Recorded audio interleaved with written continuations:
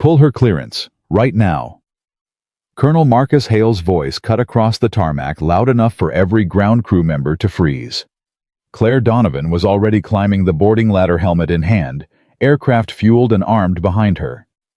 Hale grabbed the ladder with both hands and looked up at her. That canyon will kill you before you clear the first wall. I have 2 veteran pilots who just came back and said the same thing. You go in there, you don't come out. Claire looked down at him. 16 men are dying in there right now, sir? She pulled on her helmet. I'm going in. If this story moves you, subscribe and drop your city in the comments. I want to see how far this flight has traveled. The call came in at 22:17 hours. Not a distress signal. Not a formal emergency broadcast. Just a voice cracked and desperate and barely holding together, coming through a static chewed frequency that the communications officer at Falcon Ridge almost dismissed as interference. Falcon Base, this is Wolfpack Actual. We are down. Repeat, Wolfpack is down. We have wounded, we have enemy contact on both sides, and we need... The transmission broke apart. Then nothing. Sergeant First Class Darnell Okafor, the night shift radio operator, didn't wait for authorization. He was already shouting across the room before the channel even cleared. Get the duty officer. Get him now. We have a convoy in the corridor. The duty officer was Captain Roy Simmons, 28 years old, 18 months in country, and the kind of man who followed procedure the way a drowning person follows a rope. He pulled up the mission file. Wolfpack was a 12-vehicle convoy carrying a joint intelligence team through Black Canyon Corridor, a remote mountain route that almost nobody used because almost nobody wanted to. The terrain was brutal. The walls were close. There was no room for anything to go wrong. Everything had gone wrong. By the time the command center fully assembled, the picture was worse than the initial call suggested. 2 vehicles were disabled. At least 5 soldiers confirmed wounded, with more unaccounted for. Enemy forces had moved faster than anyone anticipated and sealed both exits to the canyon. The convoy had no forward movement and no backward movement. They were 16 men in a box with walls of rock on 2 sides and walls of enemy fire on the other 2. Colonel Marcus Hale stood at the head of the room and stared at the terrain map like he was hoping it would change. It didn't change. Air support options, he said. The Air Operations Officer Major Kevin Price pulled up the canyon approach data. His face said everything before his mouth opened. Sir, Black Canyon is a rated no-fly corridor for CAS. The walls drop to 68 feet clearance at the narrowest point. Minimum approach speed for an A-10 puts you at roughly 350 knots. At that speed in that space, the margin for error is there is no margin. You're talking about threading a needle that's barely wider than the aircraft itself in the dark against terrain that offers 0 recovery options if anything goes sideways. I didn't ask for a geography lesson. I asked for options. Price paused. We have 2 A-10s on standby. I can scramble them. But the pilots need to understand what they're looking at before they commit. Hale nodded. Get them in here. The 2 pilots who entered the room were good men. Everyone in that building knew it. Captain Jeff Torres had 140 combat missions.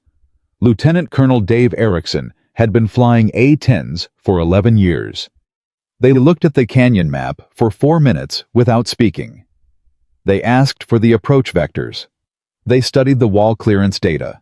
They looked at the GPS overlay and the radar returns from the last reconnaissance pass. Then Torres said it. Colonel, I can't do this. Erickson nodded slowly beside him. Sir, I've flown in bad terrain. This isn't bad terrain. This is a coffin. Anyone who tells you they can put an A-10 through that corridor at night and guarantee weapons delivery on target and a clean recovery is lying to you. I won't fly a suicide mission. The room was quiet. Hale didn't push them. He looked back at the map. Somewhere in that canyon, 16 men were bleeding and waiting and running out of time. And the most experienced pilots in his base had just told him there was nothing to be done. That was the moment Major Claire Donovan stopped leaning against the back wall and walked toward the display. She had been there for 23 minutes and had said exactly nothing. Nobody had asked her. She was attached to the base on a temporary assignment, a proficiency evaluation that had nothing to do with tonight's mission. She was there because she had nowhere better to be, and because when a crisis call goes out at a military installation, you don't go back to your quarters. You show up. You wait. You see if you're needed. Now she was needed. She stopped in front of the map and studied it for about 30 seconds without saying anything. She tilted her head slightly. Her finger moved across the terrain contour lines like she was reading something the rest of the room had missed. What approach profile did they use? She asked. Not to Hale, to Price. Price blinked. Standard corridor entry, high to low descent from the northern ridge. Which means they came in above the canyon walls first. That's correct. And then tried to drop down inside. Yes. She nodded almost to herself. That's why it didn't work. The room shifted. Hale looked at her directly for the first time. Major, he said, who authorized you to? The problem, Claire said, still looking at the map, isn't the canyon. The problem is the approach. When you descend into a narrow corridor from above, you're fighting your own momentum the entire time. The aircraft wants to climb. The pilot is forcing it down. That's where the control issues come from. That's where the margin disappears. She turned around. If you enter low from the start, if you commit to the altitude before you ever reach the canyon mouth, the aircraft is in its natural state. You're not fighting anything. Torres stared at her. You're talking about low-level entry at night. Yes. That's Major, that's not a technique. That's an accident report waiting to be written. It's been done, Claire said. Not in this corridor, but the physics are the same. Erickson crossed his arms. Who's done it? She met his eyes. I have. The silence that followed was different from the one before it. This one had weight to it. This one was the kind of silence that happens when a room full of people realizes the situation just changed. Hale walked toward her slowly. He was a tall man with a careful face and the kind of deliberate movement that suggested he chose everything he did. Major Donovan, he said. What's your total A-10 time? 2,712 hours. Combat hours. 2,250, roughly. He studied her. And you've executed low-level corridor entry before. In training and twice in the different terrain, similar wall parameters. In daylight. A pause. The first time was in daylight. The second time was at dusk. This is midnight. I know what time it is, sir. Hale said nothing for a moment. Then he did what commanders do when they're calculating something they don't want to calculate. He turned back to the map. Even if I accepted your approach theory, he said, we're still talking about a single-ship nighttime low-level attack in an uncharted corridor with no rehearsal, no prior surveillance pass, and no recovery options. That is an exceptional risk. Yes, sir, it is. You understand what I'm saying. I understand you're telling me the risk is high. She didn't waver. I'm telling you the alternative is 16 men who don't come home. Captain Simmons spoke up from across the room, and he didn't sound combative, just honest. Major, with respect, those pilots aren't wrong. If you go into that canyon and something goes wrong. Something's already gone wrong, Claire said. It went wrong 2 hours ago when that convoy got boxed in. I'm not here to tell you the risk is zero. I'm here to tell you it's the only option that has a chance. Hale turned back to face her. His expression was unreadable. Sit down, Major. Sir. I said sit down. We're not done. She sat. But everyone in that room could see it cost her something. Hale spent the next 11 minutes working the problem, the way senior commanders work problems, methodically, thoroughly, and with the quiet authority of someone who has made irreversible decisions before and will make them again. He called the wing commander. He consulted with the intelligence officer about enemy force disposition. He had Price run the fuel calculations twice. He asked Okafor for an updated status report from the convoy. Wolfpack Actual came back on the radio 20 minutes after the first call. The voice was calmer, not because the situation had improved, but because Staff Sergeant Leon Bryce had taken over communications, and Bryce was the kind of man who stayed calm when it mattered. Falcon Base Wolfpack. We have 5 WIA-1 critical. Enemy is holding position, they know we can't move. Estimate they'll push in within 40 to 60 minutes. We are requesting immediate CAS. Repeat, We are requesting immediate close air support. Please advise. Bryce's voice. Leon Bryce. Claire closed her eyes for exactly 2 seconds. Leon Bryce had been her crew chief for 2 years before he re-enlisted and cross-trained as ground intelligence. He'd been the one who filed a formal statement in her defense when she was grounded after the Kanabad mission. He'd written 4 paragraphs that nobody asked him to write, saying that what she did wasn't reckless. It was the only option anyone with real experience would have recognized. It hadn't saved her career immediately, but it had saved her eventually. She hadn't known he was on this convoy. She knew now. She stood up. Colonel Hale. Her voice was quiet.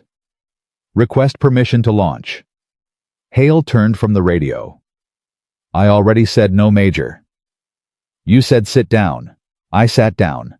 Now I'm asking again. Something moved across his face. Not anger. Something harder to name. You know someone on that convoy. It wasn't a question. Claire didn't deny it. Staff Sergeant Leon Bryce, former crew chief. That changes things. It doesn't change the math, sir. It changes why I'm asking. The mission case is the same either way. Price cut in quieter than before. Colonel, fuel window is closing. If we're going to make any kind of decision tonight, we need to make it in the next 8 minutes. Hale put both hands flat on the table. He stared at the map for a long moment. Then he looked at Claire. Walk me through your approach profile, he said. All of it. Every decision point. She was at the display before he finished the sentence. She moved through it quickly but precisely. Entry vector altitude at canyon mouth, speed management through the first turn, weapons delivery, geometry on the enemy positions, egress route and recovery altitude. It took 4 minutes. She answered every question Erickson asked and 2 that Torres added. She didn't oversell it. She didn't minimize anything. When Price asked what her contingency was if she lost targeting lock in the canyon, she said, I'll have to go visual, which increases my exposure time, which is why I need the convoy to give me a laser mark on the highest priority position before I enter. You want ground forces lacing targets in a canyon, Torres said. It's not ideal, but it's what we have. Erickson looked at her for a long time. Then he said something Claire didn't expect. I'll fly second ship, he said. As backup, I won't enter the canyon, but if she comes out and the mission isn't finished, I'll be staged to continue. Torres looked at him. Dave. Someone should be there, Erickson said simply. Hale straightened up. He looked at Claire. He looked at the map. He looked at the clock on the wall. Major Donovan, he said. If I authorize this and something goes wrong in that canyon, it won't. You don't know that. She held his gaze. No, sir, I don't. But I know what happens if nobody goes. He was quiet for 3 full seconds. In a room that quiet, you can hear 3 seconds pass. Then he said, Get her aircraft ready. The next 22 minutes were the most compressed of Claire's professional life. She went to the equipment room and suited up while her assigned crew chief, a 24-year-old specialist named Danny Reeves, who had been with the A-10 squadron for 8 months, prepped the aircraft with whatever ground speed he possessed.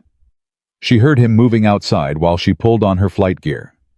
Fast footsteps, the clang of panels being checked.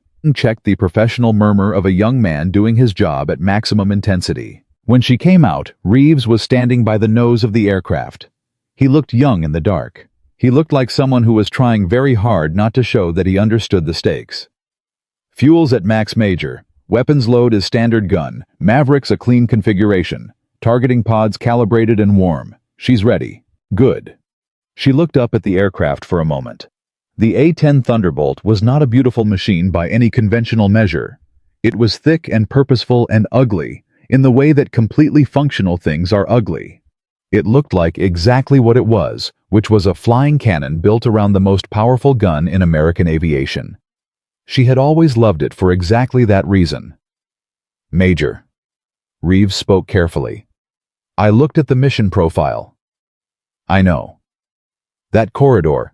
I know Danny. He paused. Is there anything I can do? She looked at him. He was 24 years old, and he had a family somewhere in Indiana, and he had done his job perfectly tonight, and he deserved an honest answer. You already did it, she said. Aircraft's ready, that's everything. She climbed up the boarding ladder. The cockpit closed around her, the way it always had. Not as a cage, not as a tomb, but as something that fit something familiar and precisely calibrated to her presence. She knew every switch, every indicator, every sound the aircraft made when it was healthy, and every sound it made when it wasn't. 2700 hours does that to you. It stops being a machine and starts being an extension of something. She ran her checks methodically, not fast. Fast checks are how people miss things. The radio came alive in her helmet. Wolfpack Actual, this is Falcon Base. Air support is inbound. ETA 14 minutes. Advise on current enemy position relative to your vehicles. Bryce's voice came back immediately. Falcon Wolfpack. Primary threat is a heavy element northeast of Vehicle 3, approximately 80 meters. Secondary element has moved to the south end of the corridor trying to flank. We have our wounded in the center vehicles. We're holding, but we will not hold long. Wolfpack affirmative. Lossing capability. A pause. We have one working designator. Bravo 1 has it. He can mark the northeast element on your call. Copy that, Wolfpack. Stand by. Claire keyed her own radio. Wolfpack Actual. This is call sign Razor 1. I'm the CAS inbound. I need your lacing team ready on my mark. First mark northeast element. I will call for designation approximately 40 seconds before my attack run. Copy. A different pause. Shorter. Then Bryce's voice. Razor 1 copy. Bravo 1 is standing by. A beat. Razor 1 who's flying? She almost smiled. Wolfpack, don't worry about who's flying. Worry about the target designation. You'll have cover in 14 minutes. 12 minutes, actually. She'd shaved 2 off the estimate. The runway stretched ahead of her in the darkness. Behind her, through the cockpit glass, she could see the lights of the command center, small and distant, and full of people who had just bet everything on a mission they weren't sure could work. She brought the engines to full power. The aircraft moved, and somewhere deep in Black Canyon, 16 men heard something that none of them would ever fully be able to explain: a change in the darkness, a shift in the weight of the night, some instinct that said something was coming. Bryce put his hand on the radio. He'd worked alongside Claire Donovan for 2 years. He knew how she flew. He knew what she was capable of. And he knew with the absolute certainty that comes from watching someone do something 100 times, that if a way through that canyon existed, she was going to find it. She's coming, he said quietly to nobody in particular. The soldier next to him, a young private named Castillo, who was pressing a field dressing against a wound in his left arm, looked up. How do you know? Castillo said. Bryce kept his eyes on the dark sky above the canyon. Because I know who they sent. The A-10 climbed into the black Nevada sky and pointed itself toward the mountains, and everything that happened next would depend on one woman's hands and one woman's judgment and 2,700 hours of understanding a machine that most people only knew from a distance. Inside the command center, nobody spoke. The ceiling-mounted speakers carried the audio from Claire's radio circuit.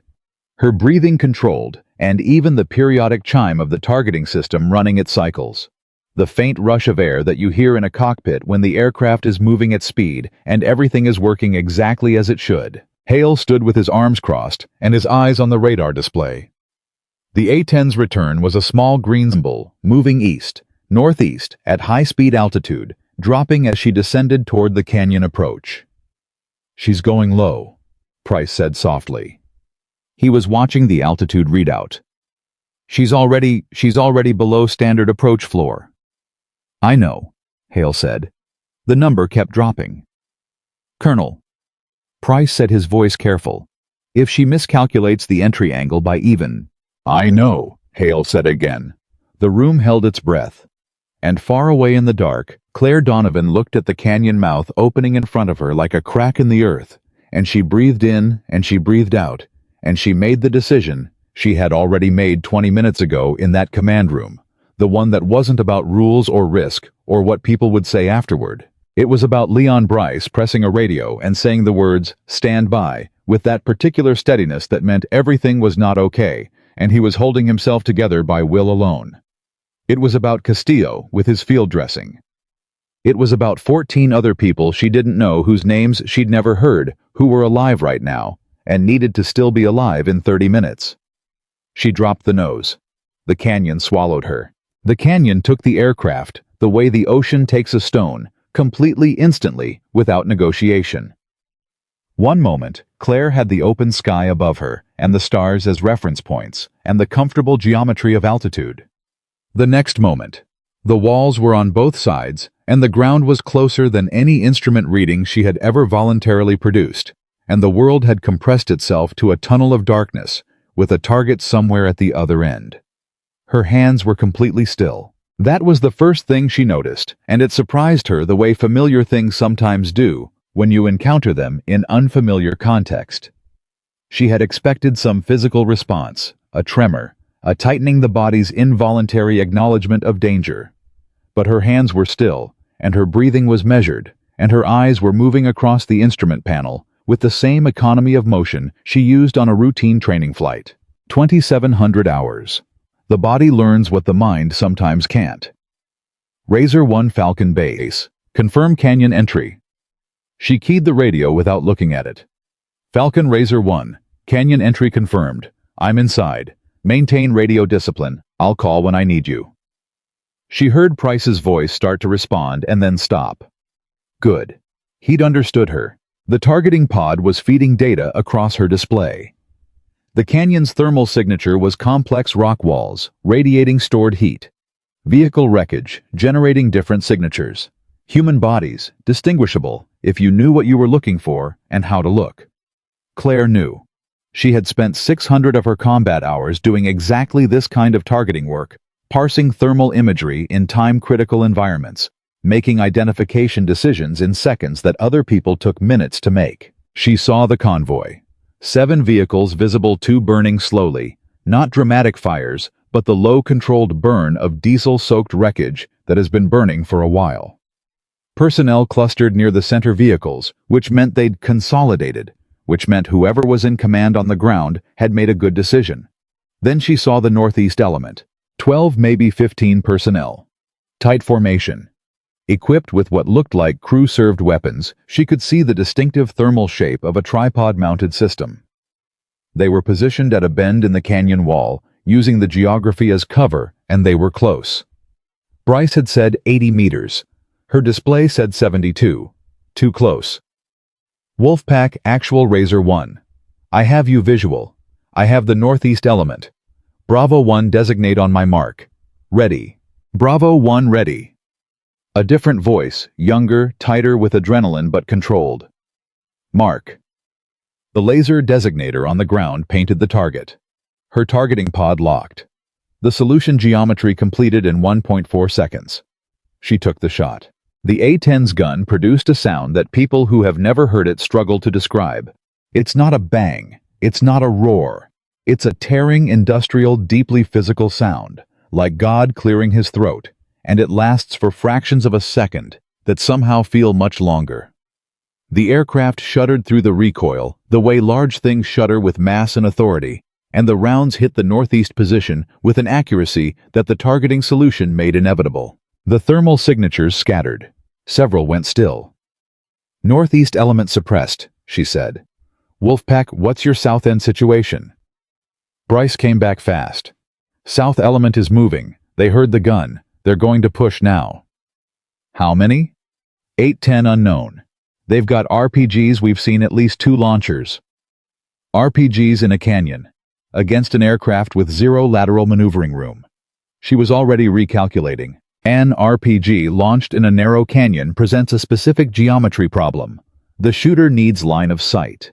Line of sight in this terrain meant the south end element would have to move toward the convoy to get a shot angle on her aircraft, which meant they'd be exposing themselves to ground fire from the convoy's own weapons. The question was whether they'd accept that trade. People who push an attack immediately after hearing an A-10's gun in the dark are motivated. They might accept the trade. Wolfpack, your ground element needs to suppress the south position the moment I make my gun pass. They need to be shooting when I'm shooting. Understood. Understood. We'll be ready.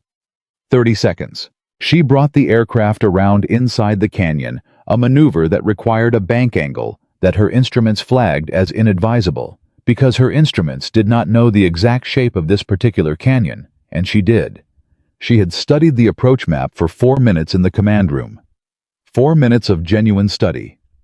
The way she'd been taught to study terrain in the fast-learning environments of her early career, building a spatial map in her head that she could reference without looking at a chart. The canyon bent left at the south end, which gave her a gun solution if she came in from the northeast at a shallow angle and held the bank until the south element fired first. She saw the launch signature, a brief thermal flare from the canyon floor, the bright initial burn of a rocket-propelled grenade climbing toward her. Her hand moved before her mind processed the instruction. The aircraft changed angle. The round passed behind her left wing with what the instruments later calculated was 11 feet of clearance. 11 feet. In the command center. Price read the telemetry and said nothing. He sat very still and said absolutely nothing. She completed the gun pass. The south element took the same answer the northeast element had received. The sound tore through the canyon again, and this time the convoy's own weapons were firing simultaneously. She could see the muzzle flares below her, the soldiers doing exactly what Bryce had promised they would do.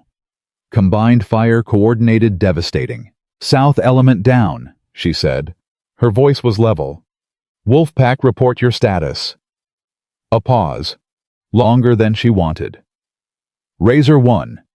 Bryce's voice was different now. Something in it had changed in the last 90 seconds. We have stand by. She heard him talking to someone too fast and too quiet to catch the words. Then, Razor 1. We have one additional WIA from return fire. Our critical is still critical. North approach is clear. North is clear. South is clear. You have a window. Get your vehicles moving. Our lead vehicle is immobilized. We need... Use the second vehicle to push it. You have 5 minutes before anyone reorganizes. Use them. Another pause. She heard him relay the order to someone.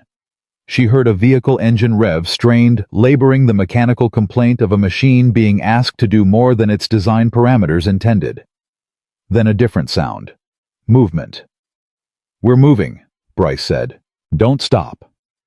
She climbed back above the canyon floor and began the geometry of holding a protective position, circling the convoy's egress route, watching the canyon approaches with the targeting pod, maintaining enough altitude to respond to any new contact while staying low enough to engage without the approach delay that had made the first 2 pilots pull back. The fuel gauge was her enemy. She had known from the moment she left Falcon Ridge that the fuel situation was going to be the limiting factor. The mission profile burned fuel fast, low altitude, high power settings, the gun firing. She had maybe 12 minutes of on-station time before the calculations became uncomfortable, and maybe 18 before they became critical. The convoy needed 22 minutes to reach the canyon exit at the speed they were moving. She was doing the arithmetic in her head and not enjoying the results when Erickson's voice appeared on the radio. Razor 1, this is Razor 2. I'm staged at the canyon mouth northern end, holding. What do you need? Erickson. He'd positioned himself exactly where he said he would. She felt something, not surprise, but a recognition. He hadn't been able to fly the mission, but he'd shown up for the edge of it. Razor 2.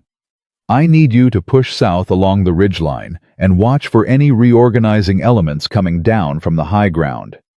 If anything moves toward the south exit while the convoy is in transit, call it. Copy. Moving south. She watched his radar return swing wide and south and felt the subtle geometry of the situation shift. She was no longer alone out here. Not that it changed the fuel math. The math was still what it was. Price called from Falcon Base. Razor 1 Falcon. Your fuel state. Manageable. Razor 1, that's not a fuel state. Give me a number. She looked at the gauge. I have time. Major Donovan. Captain Price. I have time. Stand by. She heard Hale's voice behind Price's in the background. She couldn't make out the words, but she recognized the tone. He was asking Price to push harder for the fuel number, and Price was trying to decide whether to push. She understood why. The responsible position.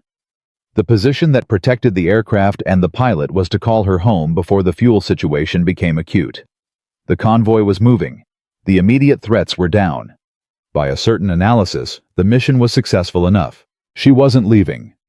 The math said she had maybe 7 minutes of comfort before the margin disappeared. She'd decided before she ever entered the canyon that she was going to fly at the edge of that margin, because the convoy's movement was slower than projected, and the south exit still had possible threats, and she was the only aircraft between those people and whatever hadn't fired yet. Leon Bryce had written 4 paragraphs nobody asked him to write. 7 minutes was not a difficult decision. She ran her 3rd radio check with the convoy. They were making progress. The damaged lead vehicle was being pushed by the second truck, a grinding, slow collaboration between 2 machines and the people willing them forward. Castillo, the young private with the arm wound, was apparently doing the pushing. Bryce mentioned it almost as an aside, the way soldiers mention things that would be remarkable in any other context, but feel ordinary in this one. Castillo's steering the push vehicle, Bryce said. One hand. He's not going to want to hear that I told you. She almost said something personal. She stopped herself. They could talk later. Right now, she needed him focused on the exit. The fuel gauge moved. 5 minutes. Erickson's voice crackled. Razor 1, I have movement on the high ground south of the exit. Single vehicle looks like a technical. They're positioning. She processed that in less than a second. A pickup truck mounted with a heavy weapon on the high ground at the south exit meant a direct fire threat on the convoy the moment they emerged from the canyon. Covered position. High ground advantage. The convoy's vehicles were slow damaged and full of wounded. If that technical opened up on them at the exit, it would be devastating. Razor 2, can you engage from your position? Negative. Terrain masks my gun solution. I'd have to reposition, and I'll lose them in the time it takes me. Copy. She was already turning. I'll take it. Razor 1, your fuel. I know my fuel. Razor 2, call the target. Erickson gave her the coordinates. She ran the geometry. The technical was on the high ground south of the canyon exit, which meant she needed to approach from the east to get a clean angle, which meant she needed to exit the canyon, swing wide, and come back in before the vehicle repositioned. 90 seconds minimum. If the technical moved in that 90 seconds, she'd lose the shot. She was already moving. The canyon walls fell away as she climbed through the exit, and suddenly the sky was enormous again. Stars, open air, the profound relief of unobstructed space that she registered and immediately ignored because she had 90 seconds and a specific set of coordinates. Wolfpack Razor 1. I'm aggressing briefly to engage a threat at the south exit. Do not stop. Do not slow down. Keep moving. Razor 1, copy. We're 3 minutes from the exit. 3 minutes. She had to be back in position before they cleared the canyon. She found the technical on her targeting pod, stationary crew, visible weapon traversing toward the canyon exit. They were waiting. Patient. Professional. She didn't give them time to be patient. The gun spoke once. Short burst. Precise. The technical's thermal signature changed rapidly and dramatically. Target down, she said, and swung back toward the canyon exit. The fuel gauge was in the part of the dial she had told herself she wouldn't look at. She looked at it. Falcon Base Razor 1. She kept her voice professionally neutral. I have a fuel advisory. I'm going to need priority landing on return. There was a pause on the Falcon side that told her Price had been watching her fuel telemetry the entire time and had been waiting for exactly this call. Razor 1 understood. What's your current state? She told him. The pause that followed was longer. Major Donovan. Hale's voice. He had taken the radio directly. Get back here, now. Colonel, the convoy has 3 minutes to the exit. The convoy is moving. The threats are down. You have done your job. Get back here. There may be additional. Major. His voice was firm, and something else. Something that sounded underneath the command authority like genuine urgency. Not tactical urgency. Personal urgency. Claire, get back here. He had used her first name. She understood what that meant. It meant he was done being her commanding officer, and was briefly for one sentence being a human being who was concerned about another human being. It meant the fuel situation was more visible to him than she'd wanted it to be. It meant the margin she'd been flying on had become visible to people with telemetry data and the perspective to read it clearly. She pulled up the fuel number one more time. He wasn't wrong. Wolfpack Razor 1, you're clear to the exit. I'm RTB. You copy to Razor 1 copy. Bryce's voice. He paused for just a fraction of a second. Thank you. 2 words. She had known him for 2 years and worked beside him for most of them, and he was not a man who said thank you easily, because in his world, in the world of people who did things that needed doing, thank you was something you said when the normal exchange of professional function had crossed into something else. When someone had gone somewhere for you that they didn't have to go. She turned the aircraft toward Falcon Ridge, and for the first time in 47 minutes, she exhaled. The flight back was 11 minutes. She spent most of it running through what had just happened with the systematic attention she always gave to completed missions, not reliving, but cataloging the way you have to when you're going to have to explain every decision in a debrief room to people who were not there. She thought about the entry angle, and whether the targeting pod lock on the northeast element had been as clean as she thought it was. She thought about the RPG, the 11 feet, and whether her evasive movement had been instinct or judgment, and whether the difference mattered. She thought about the technical and the 90 seconds, and whether she had cut that margin finer than she should have. She thought about Castillo steering a vehicle with one hand. The runway at Falcon Ridge appeared ahead of her. She came in on fuel reserves that were lower than she had intended, but within the limits she had known she was approaching. The landing was clean. The aircraft was intact. All systems nominal. When the aircraft stopped and the canopy opened, she heard something she hadn't expected. The ground crew was not quiet. Danny Reeves was standing at the bottom of the ladder with an expression that was somewhere between relieved and overwhelmed. And around him were a dozen other people, maintenance crew support staff, 2 officers she didn't recognize, and they were not cheering exactly, but they were not silent either. It was the sound of people who have been holding their breath for a long time and have just been permitted to breathe. Reeves helped her down from the ladder. His hands were shaking slightly. Hers were not. Aircraft, she said. Already running diagnostics. She looks good, Major. She looks good. Gun barrel check. I want to know round count and barrel condition. Already on it. She pulled off her helmet and stood on the tarmac for a moment. The night air was cool. The stars were still out.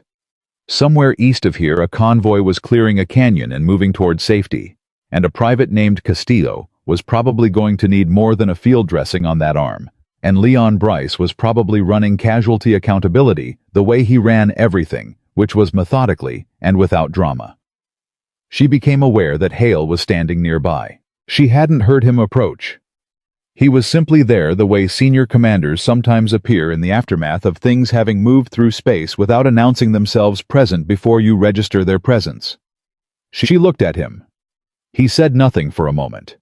He was studying her with the expression of a man who has been proved wrong about something significant and is still working out exactly what that means. Wolfpack cleared the exit 2 minutes ago, he finally said.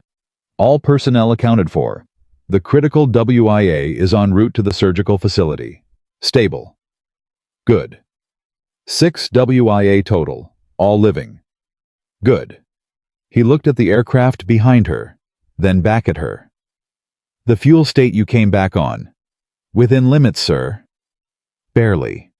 She met his eyes. Barely counts. High modest sound that wasn't quite a laugh. Something dry and not unfriendly that acknowledged without making a speech about it that she was not wrong. Debrief in 1 hour, he said.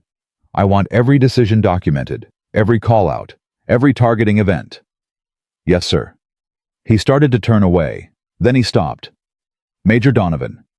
He kept his back to her for a moment. What you did tonight. He paused. The pause lasted long enough to mean something. Get some water. 1 hour. He walked away. Reeves appeared at her elbow. That's about the nicest thing I've ever heard Colonel Hale say to anyone, he said quietly. Claire looked at the sky for a moment. East where the canyon was, where 16 people were moving through the dark towards safety because somebody went somewhere they didn't have to go. Get me the gun barrel data, she said. Reeves went. She stood alone on the tarmac for 30 more seconds, doing exactly what she always did after a mission: nothing. Just standing still, letting the machinery of adrenaline finish its work, letting the body catch up with the mind. Then she picked up her helmet and walked toward the command building. In the debrief room, Erickson was already there. He looked at her when she walked in. He didn't say anything for a moment. He had that look, the one she recognized from the faces of pilots who had watched something from the outside and were still processing what they'd seen. 11 feet, he finally said. She raised an eyebrow. The RPG telemetry showed 11 feet. I know. He was quiet.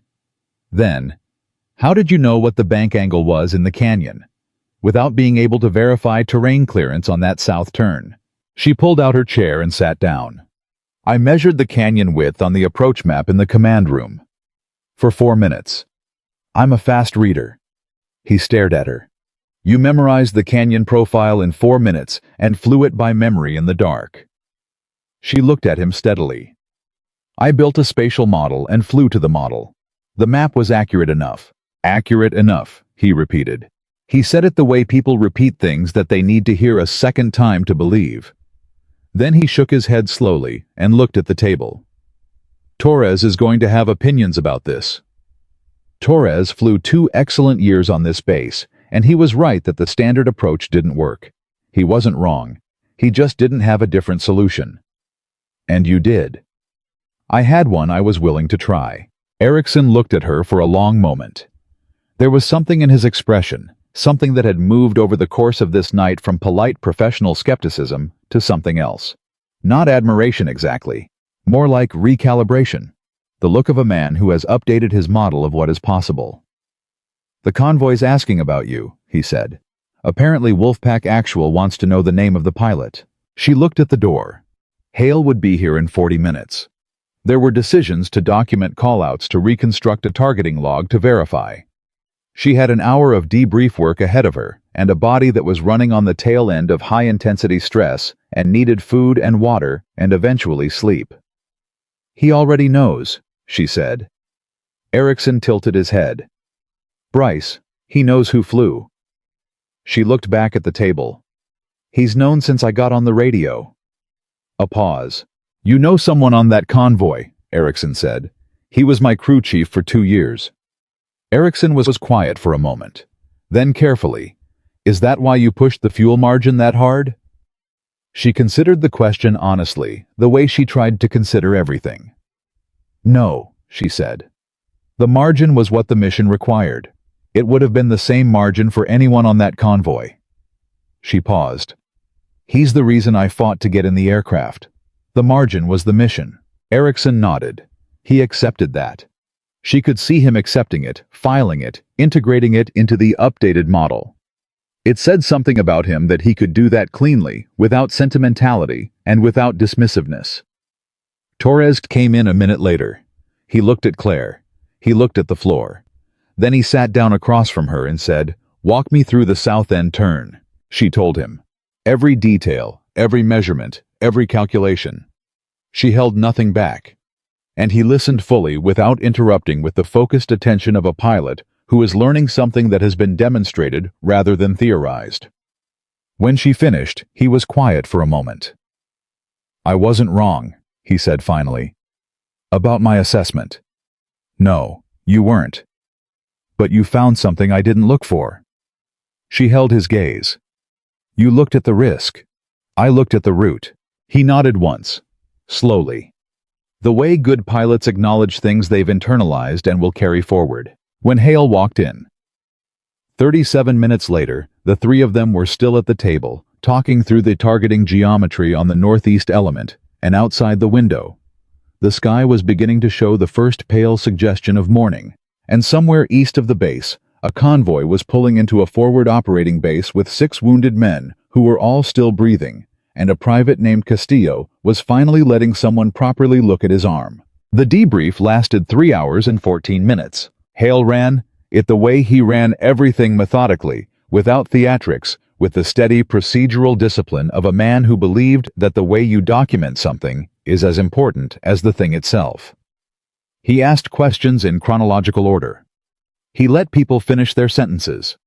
He wrote nothing down personally, but had Captain Simmons recording every word, and when something needed clarification, he asked for it once clearly, and waited for a complete answer. Claire answered every question. She answered them the same way she had answered Erickson and Torres at the table, fully, with specifics, without embellishment, and without minimizing.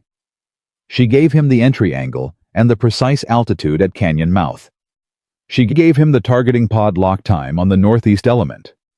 She gave him the RPG evasion, the 11 feet, the bank angle, the instinct versus judgment question she had already asked herself and answered honestly. She gave him the technical engagement and the fuel state at the moment she decided to take the shot. When she got to the fuel state, Hale stopped her. "You were at that fuel level when you decided to engage the technical." "Yes, sir."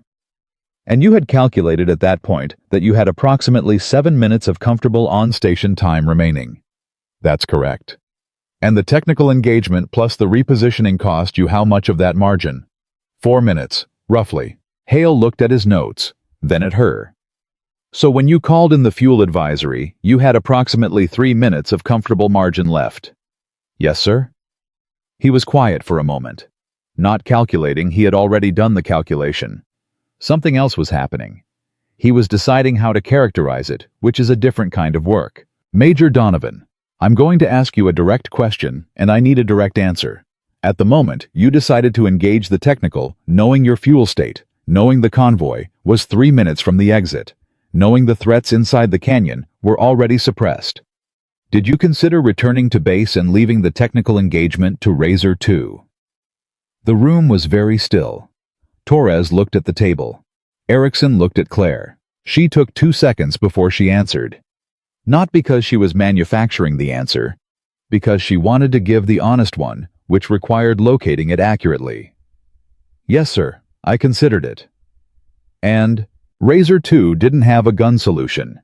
Repositioning would have cost him time he didn't have. The technical was going to be in position before the convoy cleared the exit. If I left and Erickson couldn't engage in time, those people were going to come out of that canyon directly into a crew-served weapon on the high ground. She paused. "I made the call that the engagement was necessary. The fuel margin was acceptable for the risk." Hale looked at her for a long moment. "By 3 minutes, he said. "By 3 minutes, she agreed. Another silence. Then Hale set down his pen and sat back in his chair, and the shift in his posture was the shift of a man who has moved from the procedural part of an assessment to something else. "Erickson," he said, "your assessment.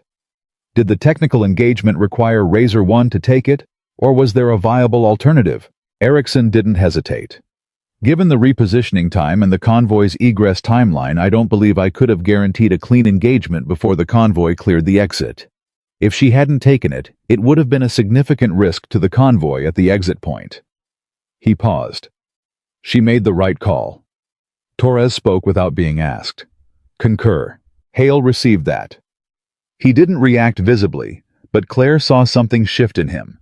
A small, significant recalibration that she recognized because she'd seen it in Erickson's face the night before. The look of a man updating his model. "The investigation will take 3 to 5 days, Hale said. "All mission data will be reviewed by Wing. You'll each be interviewed separately. Major Donovan, you are grounded pending completion of the review." She nodded. She had expected this. Grounded pending review was standard procedure after any non-standard mission profile. It wasn't a judgment. It was process. "Yes, sir." "In the meantime," Hale said, and his voice changed just slightly, just enough. "All personnel who participated in last night's operations are stood down from duty for 24 hours. Get some sleep." He gathered his papers. He stood. Everyone else moved to stand. Then Hale said without looking at her, "Major Donovan, good flying." He walked out. Torres exhaled. Erickson looked at the ceiling. Simmons stopped typing and looked at his hands. Reeves, who had been sitting against the back wall with his arms crossed and his eyes open for 3 hours, let out a breath that sounded like he'd been holding it since the previous night. "Okay," he said quietly. "Okay." Claire didn't sleep for 5 hours after the debrief. She tried. She lay down in her assigned quarters and closed her eyes and waited for her body to find the way down that it usually found after the long decompression of post-mission processing. But her mind was running, not with anxiety, not with replay. She had already done the replay thoroughly and systematically in the debrief room. It was running with something else. A question she hadn't been able to set down since Hale used her first name on the radio. She had flown to the edge of what the aircraft could do and brought it back clean. She knew that. The numbers were what they were, and the people were alive, and the mission was complete. By every measure that she had ever applied to her own work, the night had gone right. But she had been here before. Not in this canyon. Not with this convoy. But she had been in the place of having made the decision that needed making. Having made it correctly, and having come back to find that the institution around her wasn't sure how to hold it. The Kanabad mission, 3 years ago. A different base, a different aircraft, and a different set of terrain. But the same views and interviews, and people with clipboards looking at what she had done from positions of safety and deciding what to call it. She had been grounded for 61 days after Kanabad. Cleared fully, but grounded first, and in those 61 days, she had sat with the kind of institutional silence that tells you nothing while you wait to learn whether your career still exists. She had not been certain it would. Leon Bryce had written 4 paragraphs. She got up at 5 in the morning and found coffee in the common room. The base was running its regular rhythm. There was no day after stillness, no sense that last night had altered the operational pace of anything. Missions generated paperwork, and paperwork generated process, and process kept moving at its own speed, regardless of what the missions felt like from the inside. Captain Simmons found her at 0630, with a look on his face that meant he was carrying information he wasn't certain he should be carrying. Major Donovan? Simmons. This isn't official. He sat down across from her. He was 28 years old, and he had spent 3 hours the previous night watching things happen that he would be talking about for the rest of his career. I wanted to say something. She waited. When Colonel Hale said no last night, before you pushed back. He looked at his coffee cup. I thought he was right. I thought you were... He paused, choosing the word carefully. I thought you were letting personal connection override tactical judgment, because of Bryce. A lot of people thought that. I know. And I wanted to tell you I understand now that it wasn't that. What you did in there. He stopped. The way you laid out the approach. The way you answered Erickson's questions. You weren't running on emotion. You'd already done the math. The emotion was just the reason you were willing to show people the math. She looked at him. He was young, and he was paying attention, and he had just articulated something that most people took years to understand if they understood it at all. The mission case was the same regardless of who was on that convoy, she said. You know that. I know. But you wouldn't have fought to get in that aircraft for a stranger. Not the way you fought. He paused. I don't think that's wrong. I think that's actually how it's supposed to work. You care enough to find the way. She said nothing for a moment. Then, get some sleep, Simmons. You look terrible. He almost smiled. He picked up his coffee. He stood to go. One more thing, he said. Wolfpack's at the forward operating base. Bryce asked about you twice through the communications channel. The second time he asked specifically whether the pilot had landed safely. He paused. I thought you should know, he asked. She looked at her coffee. Thank you, Captain. He left. She sat there for another 15 minutes, and then she went back to her quarters, and this time she slept. She slept for 6 hours and 30 minutes, which was longer than she usually slept and shorter than her body probably needed. And when she woke up, the base had kept running, and the world had not particularly changed, except that a formal communication had arrived from Wing Headquarters, acknowledging the overnight CAS mission and initiating the review process. Standard language. Bureaucratic architecture. She read it twice and filed it. The next 36 hours were the specific grinding quiet of waiting. She had been here before. She knew how to do this. She ran her physical training. She ate at regular intervals. She read and she slept, and she sat through the institutional silence with the patience of someone who has learned that patience is the only available tool. Erickson found her on the second day. He knocked on her door, and when she opened it, he was carrying 2 cups of coffee and an expression that said he had something to say and was still working out the best way to say it. "Walk," he said. They walked the perimeter road that ran the edge of the base. The air was warm and dry, and the desert stretched away on all sides. "Wings review is moving fast," Erickson said. "Faster than standard." Hale pushed it. She looked at him. Hale pushed for a faster review. "He filed a supplemental recommendation yesterday. I don't know the full content, it's internal to his communication with the wing commander. But Simmons told me he filed it within 12 hours of the debrief." 12 hours. Hale had spent 12 hours processing what he'd seen, and then written something to his superiors without waiting for the review to run its course. She didn't know what that meant. She thought she might know what it meant, but she didn't want to be wrong about it. "That doesn't change the process," she said. "No, but it might affect the outcome." She thought about Kanabad. 61 days of institutional silence and a review process that moved at the speed of organizations that are careful because they're large. She thought about what it would mean if this one moved at a different speed for a different reason. "What's Torres doing?" she asked. Erickson's mouth moved slightly. "He's been running simulator exercises with the junior pilots, canyon approach profiles, low-level entry techniques." He paused. "He's been using your mission data as the training basis." She stopped walking. "He hasn't asked permission," Erickson said. "I don't think he feels he needs to. He thinks of it as he said it was the most important tactical development he'd seen in his career. He said if we don't teach it to people, we've wasted the information." She started walking again. Something was moving in her chest. Not pride exactly. Something quieter and more structural. The recognition that the thing she had done was already becoming something else. Something that would outlive the mission. Something that Torres would hand to the next pilot who needed it. That was the part of the work that nobody talked about. The part that wasn't the mission, was after the mission, was the mission echoing forward into situations that hadn't happened yet. "The wing commander called Hale this morning," Erickson said. "I only know because Simmons was in the room and told me after. The call lasted 40 minutes. 40 minutes was a long call from a wing commander about a review process. Reviews generated short calls and then paperwork. 40 minutes meant something was being discussed that required conversation rather than documentation.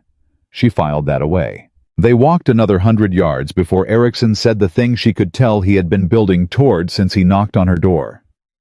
"Donovan, when I said I'd fly second ship the night of the mission, I want to be clear about why I did that." She waited. "It wasn't because I thought you needed backup in the conventional sense. I didn't think you were going to fail. I thought—" He paused. "I thought someone should be there, for the record, so that when this review happens, there's another set of eyes on what happened. Another pilot who can say from position what the situation actually was." He looked at the road ahead. "I've been in review rooms. I know how they work. I wanted there to be a witness." She thought about that. It was not a small thing. He had positioned himself at the canyon mouth and watched her go in, knowing that the watching itself was a form of testimony he might be called to give. "Erickson." She chose her words deliberately. "Thank you." He made a small sound that dismissed the thanks without quite rejecting it. Then he said, "For what it's worth, 11 feet, in the dark, after a full gun pass and a target engagement. That's—" He stopped. "That's not instinct. That's not luck. That's 2,700 hours of knowing exactly what an aircraft is going to do and choosing exactly how to move it." He paused. "I want you to know I understand the difference." She said nothing, but she heard it. They finished the walk. She went back to her quarters and she read for 2 hours, and then Hale's communications officer called and asked her to come to the command building. Hale was in his office, not the conference room. That was the first thing she registered. The second thing she registered was that he was alone. No Simmons, no Price, no procedural apparatus. Just him and his desk and the terrain map of Black Canyon, still on the display behind him, which she noted and wondered if he'd left it there deliberately. He gestured to the chair across from his desk. She sat. "The wing review has been completed," he said. She kept her face neutral. "That's faster than standard." "It is." The wing commander had access to the full telemetry package, the debrief transcript, Erickson's witness statement, and my supplemental recommendation. He made an expedited determination. She waited. Hale looked at her directly. "Your mission profile has been classified as a non-standard emergency CAS execution under validated necessity criteria. All decisions are assessed as within appropriate tactical judgment for the circumstances. There will be no further proceedings." She breathed. It was a small breath, a controlled breath, the breath of someone who has been carrying something they weren't sure they could put down, and has just been told they can put it down. "Grounding status," she said. "Lifted as of this morning." She nodded once. "Thank you, sir." "The wing commander wants a formal mission report submitted within 30 days for tactical doctrine consideration." He paused. "Torres has already volunteered to co-author." There it was again, Torres with his simulator exercises and his willingness to hand the information forward. She felt the same structural thing she'd felt when Erickson told her about the training sessions. Not pride. Architecture. The sense of something that would stand longer than the moment. "I'd be glad to work with Torres on the report," she said. Hale nodded. He looked at the terrain map behind him for a moment, then back at her. "I want to ask you something," he said. "And this is not part of any official process. This is me asking." "Go ahead, sir." "When you were inside that canyon at the point when the RPG passed 11 feet from your left wing, what was in your head?" She thought about it honestly, not performing an answer.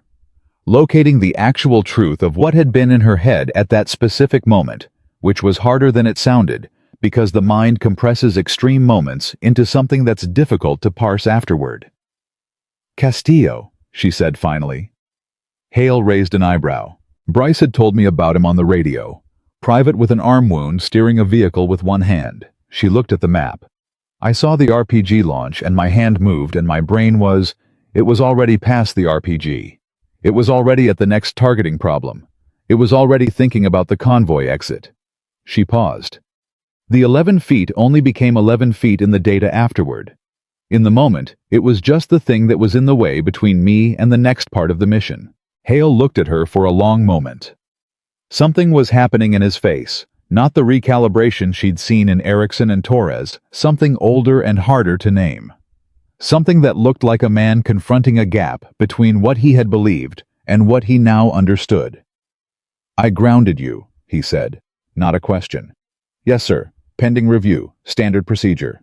"That's not what I mean." He paused. "I mean that before you walked toward that display, before you showed me the entry angle, I had already written my assessment of you, based on your file, based on Conabad." He looked at the desk. "I had decided you were the kind of pilot who made decisions that happened to work out, rather than the kind who worked the decision out fully before making it." She said nothing. "I was wrong," he said. 3 words. In the military, from a colonel to a major, about a judgment he'd made before she opened her mouth. Those 3 words carried a weight that no amount of official language or commendation could match, because they weren't about the mission. They were about what he had seen when he looked at her, and what he'd missed. "The Conabad file," she said. "What did it say?" "It said you made an unauthorized approach deviation in a close air support mission, risking the aircraft and crew to extract personnel outside the approved engagement zone." He paused. "It said the decision was successful, but the methodology was inconsistent with established protocol." "And those are accurate statements." "They are," he said. "They're just not the complete picture. The complete picture requires knowing why you made the deviation and what you understood that the people writing the report didn't." He looked at her. "Your file doesn't contain that information. It contains the outcome and the rule that was bent to achieve it. It doesn't contain the judgment." She thought about 61 days of institutional silence. She thought about Leon Bryce and his 4 paragraphs that nobody asked him to write. "Files never do," she said. Hale accepted that without defensiveness. "No, they don't." He straightened slightly. Which is why I've submitted a supplemental record to your personnel file, documenting this mission's tactical assessment in full, including the entry technique, the targeting decisions, and the fuel margin and its justification. He held her gaze. The next person who reads your file will read that alongside Kanabad. She felt something shift. Something that had been sitting in a specific place for 3 years, dense and unresolved, moved slightly. Not resolved, not erased, but addressed, given context, placed in the same file as its own answer. "Sir," she said. And then she stopped because she didn't have the words for the rest of it, and she didn't think she needed them. He seemed to understand that. He stood, which meant the meeting was over, and she stood. "One more thing," he said. "Wolfpack Actual is at the forward operating base. Their CO has formally requested that the pilot who flew the CAS mission be identified so they can submit a commendation." He paused. "I gave them your name this morning." She nodded. "Bryce asked to speak with you directly if you're willing." She looked at the terrain map one more time. The canyon. The corridor that was too narrow and too dark and too dangerous, that 2 experienced pilots had assessed as unpassable, that she had flown by the spatial model she'd built in 4 minutes from a paper chart and brought back clean.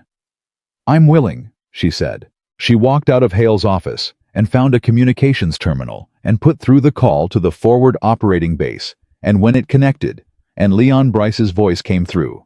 Careful, steady. The voice of a man who had been through something and was still processing what he'd come through. She felt the weight of the last 48 hours settle into something she could carry without difficulty. "Major Donovan," he said. "You can still call me Major Claire," she said. "You called me that for 2 years." A pause. Then something that might have been a laugh, rough and brief and genuine. "I wasn't sure you'd remember that." "I remember everything, Bryce. You know that." "Yeah." A longer pause. "Castillo wants me to tell you his arm's going to be fine. Wants you to know specifically. Said it was important you knew." "Tell him I'm glad. He also wants to know what kind of aircraft you were flying. He said he heard the gun, and he didn't know what made that sound, and he's been asking everyone." "Tell him it's an A-10. Tell him it's the ugliest aircraft in the United States Air Force and the best one in the world." Another pause. This one longer and differently weighted. When Bryce spoke again, his voice had lost some of its careful steadiness. Not breaking, he wouldn't break on a radio call, she knew that about him, but different. Real in a way that radio voices usually weren't. "When I heard the gun the first time," he said, "inside the canyon I knew. I already knew before I heard your voice. I knew from the approach, the way it came in." He stopped. Nobody else was going to fly it that way. She didn't say anything for a moment. "You had 16 people down there," she said finally. "Somebody was going to fly it." "That's not—" He stopped again, started over. "I wrote that thing after Kanabad because it was true. Not because it was going to help your career. Because it was true, and someone needed to say it." "I know. And I want you to know what you did 2 nights ago. That's the same thing. It's true. And I'm saying it." She sat very still at the communications terminal. Outside the base was running its regular rhythm. The review was closed. The grounding was lifted. Torres was in a simulator teaching canyon approach profiles to people who hadn't known the technique existed 72 hours ago. "Get some rest, Bryce," she said. "Look after Castillo." "Yes, ma'am." "And tell your CO to give Simmons the commendation paperwork. He'll know what to do with it." A pause. Then Bryce said, "The new pilots at your base, the junior ones, are you going to teach them the approach?" She thought about Torres with his simulator sessions, with his determination to hand the information forward to the next person who needed it. "I'm going to help Torres teach them," she said. "Good," Bryce said. "Good." She ended the call and sat for a moment. And then she stood and walked out into the dry desert air, and somewhere across the base, Danny Reeves was running a gun barrel inspection on an aircraft that had done everything it was built to do, and Erickson was probably in his quarters, finally sleeping, and Torres was in a simulator talking to young pilots about what a canyon looks like when you commit to the altitude before you ever reach the mouth of it. The mission report took 11 days to write, not because the facts were complicated, The facts were documented, time-stamped, confirmed by telemetry, and 3 independent witnesses, and 40 minutes of recorded radio communication. The facts were the easiest part. What took 11 days was the section the wing commander had specifically requested the tactical doctrine analysis. The part that explained not just what had been done, but why it worked, how it could be taught, what conditions made it applicable, and what conditions made it dangerous, and what a pilot needed to understand about themselves and their aircraft before they had any business attempting a low-level corridor entry in the dark against a live threat. Torres wrote the tactical sections. Claire wrote the judgment sections. That division had been Torres's idea, offered on the morning of the second day, when they were sitting across from each other at the planning table with coffee and a blank document structure, and the mutual understanding that this report was going to outlive both of them professionally. "You write the what," he'd said. "I'll write the how. Between us, we'll cover the full picture." She'd looked at him. "The what is the judgment call, not the technique." "I know." He'd met her eyes. "That's why you write it. I can describe the approach geometry. I can document the fuel math and the targeting sequence. But the part about knowing when the rules apply and when they don't." He'd paused. "That's yours. That comes from somewhere I can't access from the outside." It was the most honest thing Torres had said to her, and she'd accepted it without making anything of it, and they'd worked well together for 11 days. Erickson reviewed the draft twice and made exactly 7 comments, all of them technical, all of them correct. Hale read the final version and submitted it to Wing Headquarters without changing a word. The cover memo he attached was 3 paragraphs. Simmons told her later quietly that the cover memo was the most unambiguous formal endorsement Hale had written in his career at Falcon Ridge.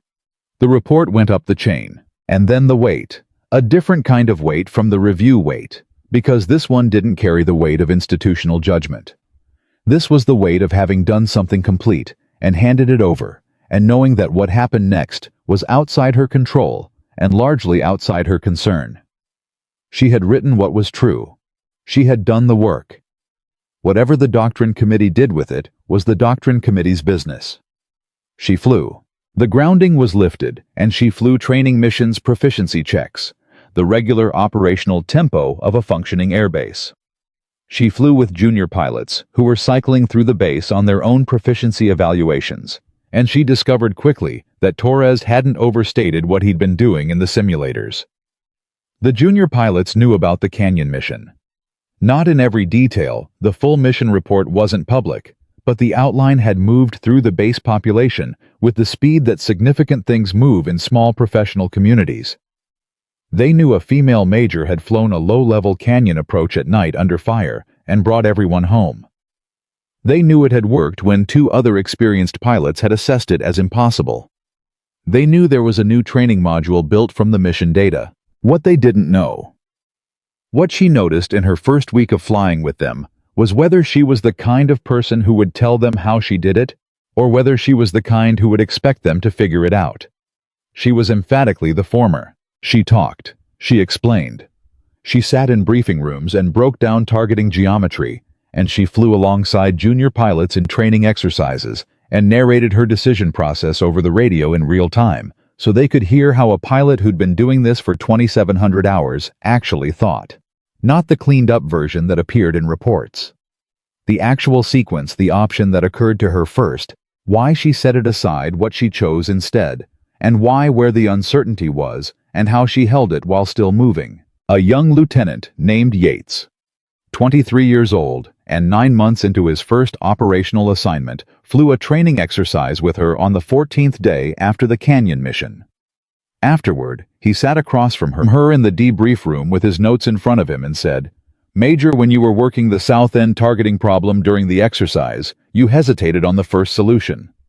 "I did," she said. "Why, the solution was clean. I checked it afterward. The geometry was good."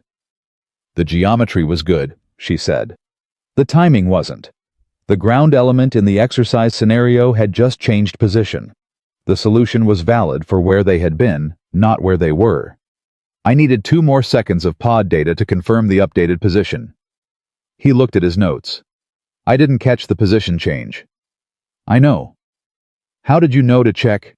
She thought about how to answer that in a way that was useful, rather than just descriptive. Because the radio traffic from the exercise ground element had gone quiet for 20 seconds before I took the shot. In my experience, ground elements go quiet when they're moving. It was a small signal, but it was there. Yates looked up from his notes. That's not in any training document. No, she said. It's not. He wrote it down. Deliberately carefully, like someone who understood that what he was writing mattered. She watched him write it, and felt the structural thing again, the thing that wasn't pride, that was architecture. The sense of the information moving forward into the next situation through Yates's hands, through his understanding into circumstances that hadn't happened yet. This was the part of the work she had never been able to explain to people who asked why she flew. Not the mission. After the mission. The information outliving the moment. Hale called her to his office on the 17th day. She walked in and found him at his desk with a printed document that he turned face down when she sat, which was either a habit or a deliberate choice to control the sequence of information. I have 3 things, he said. First, the Doctrine Committee reviewed the mission report. They've accepted the low-level corridor entry technique for formal doctrine consideration, pending additional simulation validation. Torres has been asked to lead the simulation validation program. She nodded. He's the right person for that. He said the same thing about you when they offered it to him first. She looked at Hale. He didn't elaborate. Second, he said, the commendation submitted by Wolfpack's CO has been approved at wing level. The formal recognition will be scheduled within 30 days. He paused. Bryce submitted a personal statement as part of the commendation package. I don't have the full text, but I'm told it runs to 6 paragraphs. 6 paragraphs. He'd written 4 for Conabod when no one asked him. He'd written 6 for this with a formal request. She looked at the desk. She didn't trust herself to say anything about Bryce right now, not in Hale's office, not in the clean professional light of a formal meeting. And the third thing, Hale said. He picked up the document and turned it over and slid it across the desk. She looked at it. It was a formal transfer request. She recognized the format immediately. She'd seen enough of them in her career sent and received. This one had the wing commander's office as the originating authority, which was unusual. Transfer requests typically originated from the receiving command, not from above. She read the destination. She read it twice. Then she looked up at Hale. Weapons School, she said. The USAF Weapons School has requested your assignment as an instructor, Hale said. Specifically for the CAS curriculum. The request originated from the wing commander's office following the doctrine submission. He paused. They want you teaching the judgment portion, not the technique. They have technique instructors. They want someone who can teach people how to think when the rules don't fully apply. She set the document down on the desk carefully. The Weapons School. The institution that trained the Air Force's most advanced practitioners and expected them to go back to their units and multiply what they'd learned. The place where the people who knew things went to ensure that what they knew became larger than one person's career. This is a significant posting, she said. Her voice was level, but something was happening underneath it. It's a significant posting, Hale agreed. It's also not mandatory. The request comes to me and then to you. You have the option to decline and remain in your current assignment track. She looked at the document again. The destination field, the curriculum designation, the specific language of the request instructor, CAS Advanced Curriculum Judgment under non-standard conditions. Judgment under non-standard conditions. Someone had read the report and understood what the report was actually about. Who wrote the request language? She said. Hale's expression shifted almost imperceptibly. The wing commander drafted it personally. He told me. He paused, choosing words. He told me it was the first time in his career he'd read a mission report and felt that the most important element wasn't the outcome. It was the reasoning. She sat back in her chair. She was thinking about Yates writing down the observation about ground element radio silence. She was thinking about Torres in the simulators, working through approach geometry with pilots who didn't know yet what they didn't know. She was thinking about Bryce's 6 paragraphs, and Castillo's arm, and 11 feet of clearance in the dark. She was thinking about Kanabad, and 61 days of institutional silence, and what it had felt like to sit inside that silence, unsure whether the thing she had done correctly had cost her the career she'd built to do it. And she was thinking about what it meant to be the person at the front of a room, not in a command role, not making mission decisions, but in the specific role of someone whose job it was to hand knowledge forward, to take the thing that 2,700 hours had built inside her, and make it available to the people who had 200 hours and needed to understand what the next 2,000 would ask of them. "Can I have 24 hours?" she said. "You can have 48, Hale said. She picked up the document and stood. "Major Donovan," Hale said. She stopped. "When I wrote the supplemental recommendation that went to Wing," he said slowly, "I included something I want you to know. I wrote that in my assessment, the judgment demonstrated in this mission is not a skill that can be developed through standard training pathways." He held her gaze. "I wrote that it is the product of a particular way of thinking about responsibility, a way of thinking that some pilots have and most never develop, and that the Air Force would benefit significantly from finding a mechanism to teach it." He paused. "The weapons school request came 3 days after I submitted that." She looked at him. He had not just endorsed her mission. He had argued in formal language that the way she thought was teachable, and that the Air Force should teach it.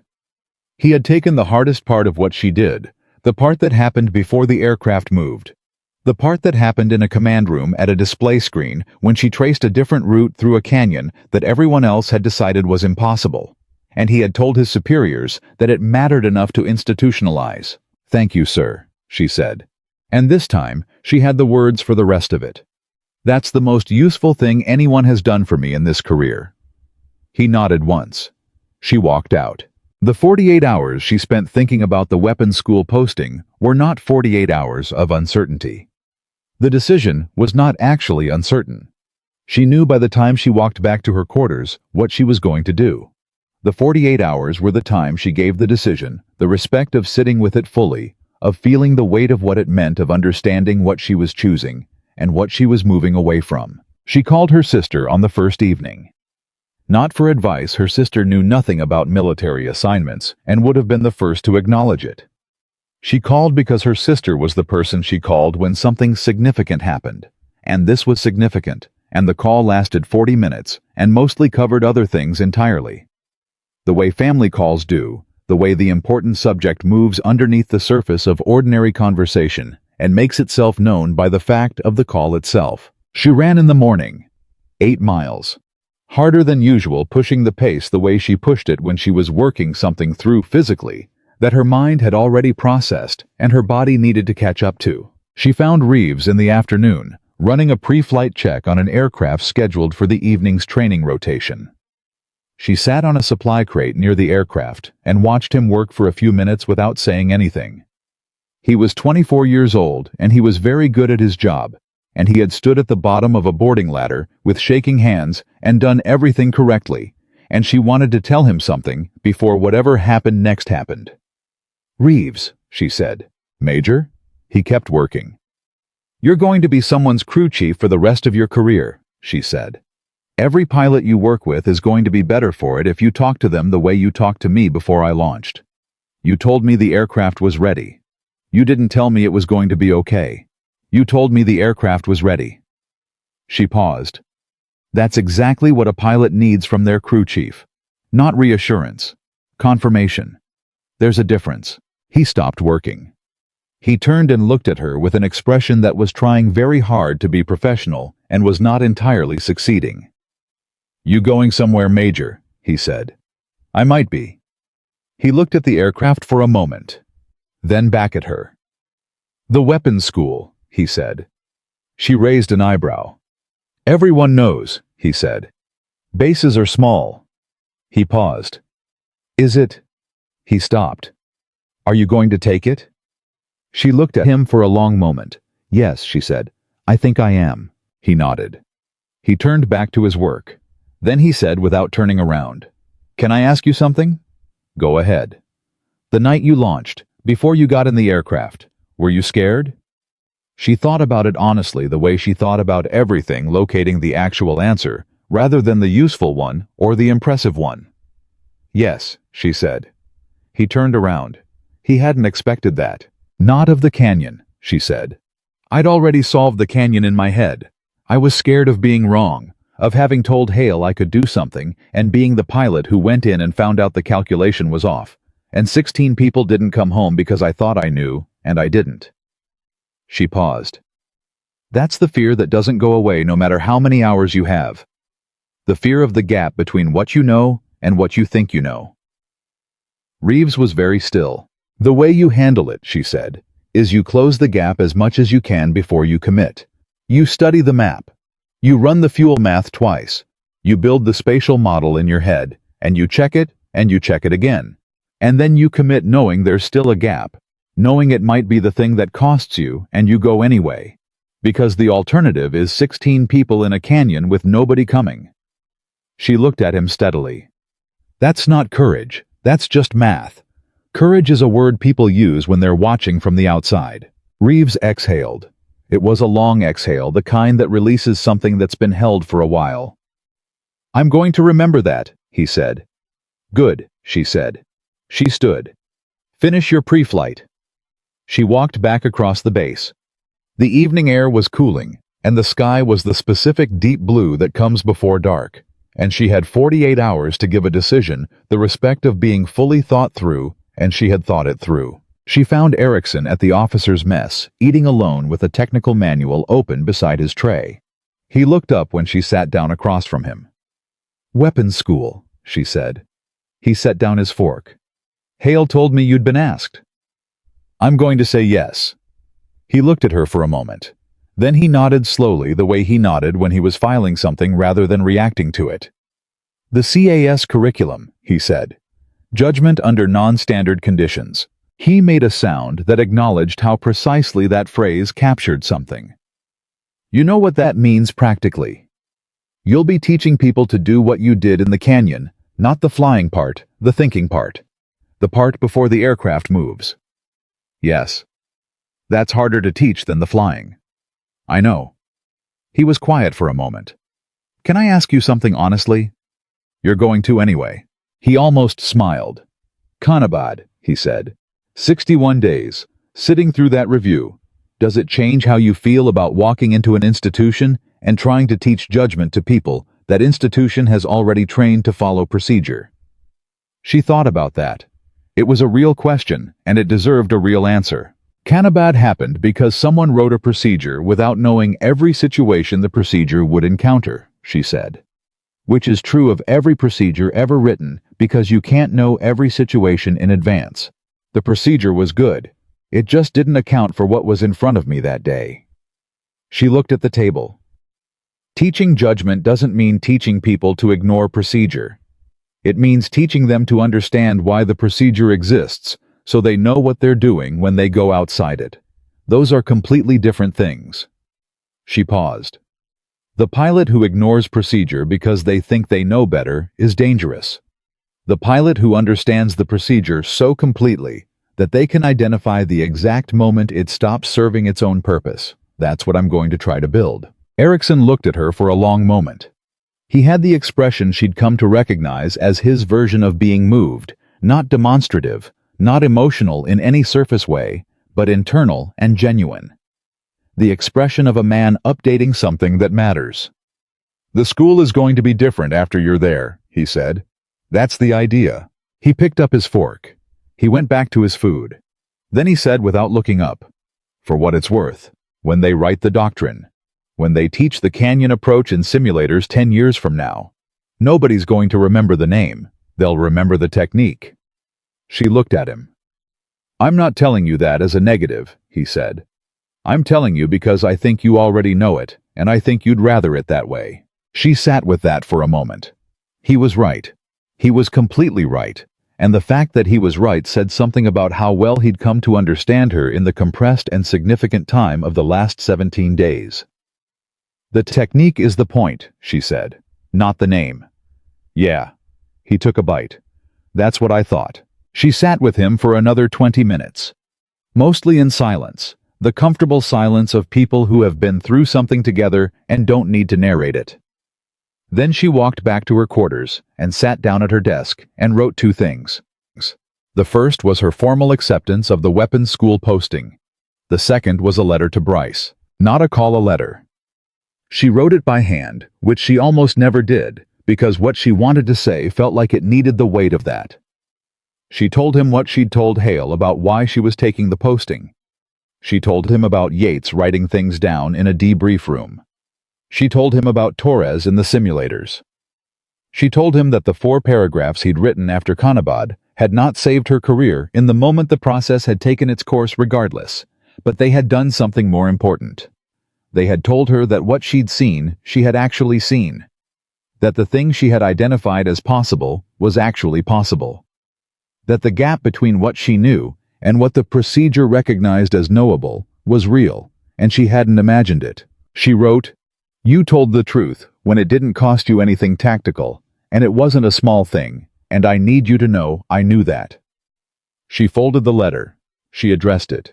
She would mail it in the morning. Then she sat for a while and thought about the canyon. Not the mission, she had finished processing the mission. She thought about the shape of it, the geometry, the particular problem of a space that everyone has decided is impossible, and the specific intellectual movement required to see it differently. To stand at the display and trace a route that the people around you cannot see yet. To say, "I will fly underneath it," when everyone else is trying to fly above. She thought about the pilots she was going to teach. Young, capable, trained to a high standard, already good at the things the procedures could teach. She thought about what they didn't know yet. Not the techniques Torres would teach, techniques. The thing underneath the techniques. The understanding of why the rules exist that allows you to know precisely, and without self-deception, the moment when following the rule to the letter fails the rule's own purpose. She had been trying to explain that thing her entire career. She had explained it in debrief rooms, and on radios, and in the letter she'd just written to Bryce. She had explained it by doing it twice in ways that had put her career at risk and put her aircraft at the edge of its limits. Now she was going to have a room and a curriculum and a formal mandate to explain it to the people who needed to understand it before they were in a canyon at midnight with 16 lives and an impossible approach, and 4 minutes to build a spatial model from a paper chart. She turned off the light. She slept 7 hours. In the morning she mailed the letter and submitted the acceptance, and flew a training sortie with Yates, who had been practicing the radio traffic recognition technique she'd described, and who on the 3rd repetition of the exercise caught a ground element position. Change 14 seconds before Claire would have called it. She said nothing during the debrief about the 14 seconds. She simply noted it in her assessment under developing tactical pattern recognition and moved on. But Yates saw her mark it. And the look on his face when he saw it, the look of someone who has been measured against a standard that he didn't know he could meet and has been found to meet. It was the same look she imagined she'd had in some debrief room early in her career when someone had first seen what she could do. The information moved forward. That was the point. That was always the point. The weapons school was not what she expected. She had expected an institution. What she found was an argument, a long, ongoing, deeply serious argument between people who cared passionately about the same things and disagreed with equal passion about how to achieve them. She walked into her first faculty meeting at Nellis Air Force Base on a Tuesday morning in October, and within 11 minutes had heard 3 different colonels use the word doctrine as both a shield and a weapon in the same conversation. She said nothing at that first meeting. She sat and listened and cataloged. The CAS curriculum had been running for years with a structure built around technique weapons delivery profiles, targeting procedures, coordination protocols, the procedural architecture that gave pilots a reliable framework for the most dangerous and consequential work in close air support. It was good material, taught by people who knew it deeply, and it produced technically proficient practitioners. What it did not reliably produce, what it had never been formally designed to produce, was the pilot who could stand at a display at 2 in the morning and trace a route through a canyon that everyone else had decided was impossible. That was the gap. She had known it was the gap before she arrived. She spent her first 2 weeks at the school doing nothing but listening and observing. sitting in on curriculum sessions without teaching anything, watching how the instruction moved and where it stalled and which questions from students the existing curriculum could answer cleanly and which ones it deflected. The deflection pattern was consistent. Technical questions got complete answers. Judgment questions got procedure. What if the procedure doesn't apply to the situation in front of me? That was the curriculum consistently declined to answer directly. The answer it offered was, apply the procedure and document any deviation, which was not wrong.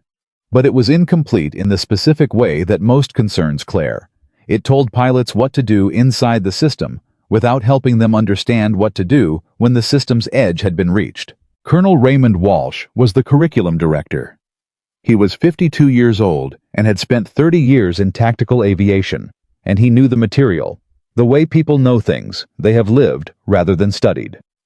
He was also, Claire discovered quickly, the kind of man who had strong opinions about the curriculum he'd built, and a particular wariness about people who arrived with mandates to change things. He found her in the faculty office on her 8th day, which she later understood was after he'd spent a week deciding how to approach the conversation he wanted to have.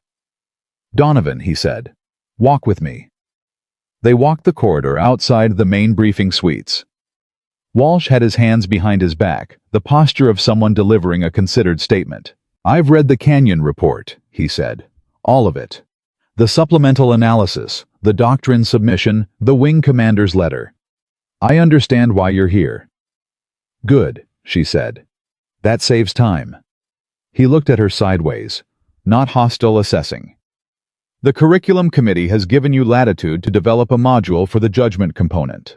I supported that decision." "I know. I read the committee notes.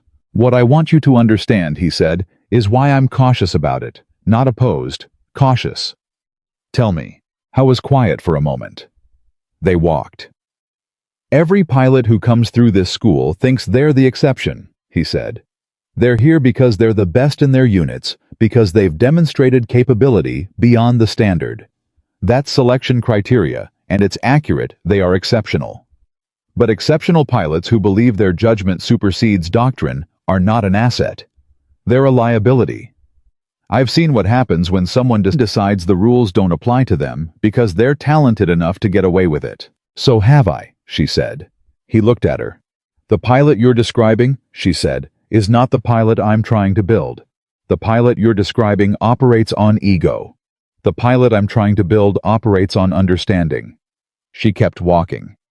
"There's a canyon between those two things. No pun intended." He made a sound brief, almost amused, quickly suppressed. "Explain the difference to me," he said. "Precisely." She thought for 3 steps. The ego pilot ignores the procedure because they believe they're better than it. The judgment pilot understands the procedure, so completely knows exactly what problem it was designed to solve and why it solves it, that they can identify the precise moment it stops serving its own purpose. Those are not the same decision. They produce the same observable behavior deviation from procedure, but they come from completely different places, and they produce completely different outcomes. Walsh said nothing for a moment. "How do you teach that difference?" he said. "You start with the procedure," she said. "Not by explaining what it is, by explaining why it exists, what problem it solves, what failure mode it was designed to prevent. Every procedure in this curriculum was written after something went wrong. I want students to know what went wrong and why the procedure fixed it.